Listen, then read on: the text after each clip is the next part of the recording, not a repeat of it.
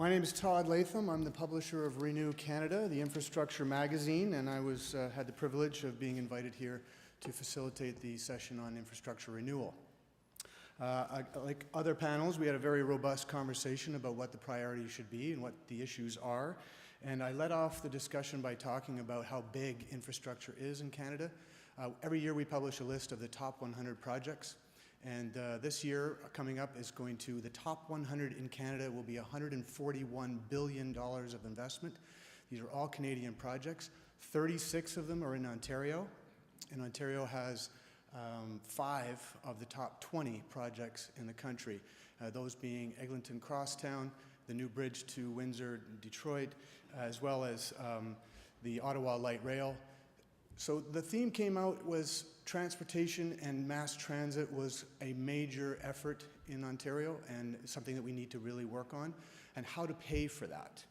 So we talked about what should be the outcomes, and as you heard from Richard Daly earlier today, the government has a hard time thinking outside the box.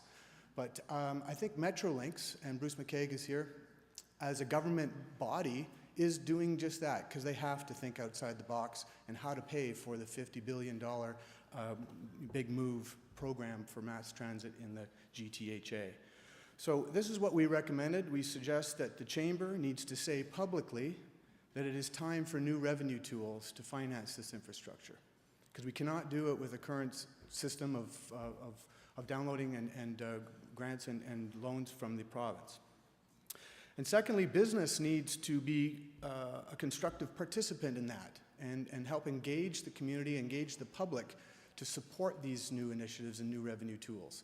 Because it's one thing to go out and say we need to do a road toll or we need to have some congestion charging or all these other tools, but we really need the public behind it. We need them to understand that in order to use roads, you have to pay for roads. In order to use public works, you have to pay for public works. Much like utilities, you pay for your electricity, you pay for your hydro, you pay for your cell phone bill. We should be paying for infrastructure, and the public needs to understand that. So if the Chamber can get behind these new revenue tools, and we'll look for Metrolinx in December and January. Apparently they're releasing some public engagement documents that will talk about what these tools are and how they can work.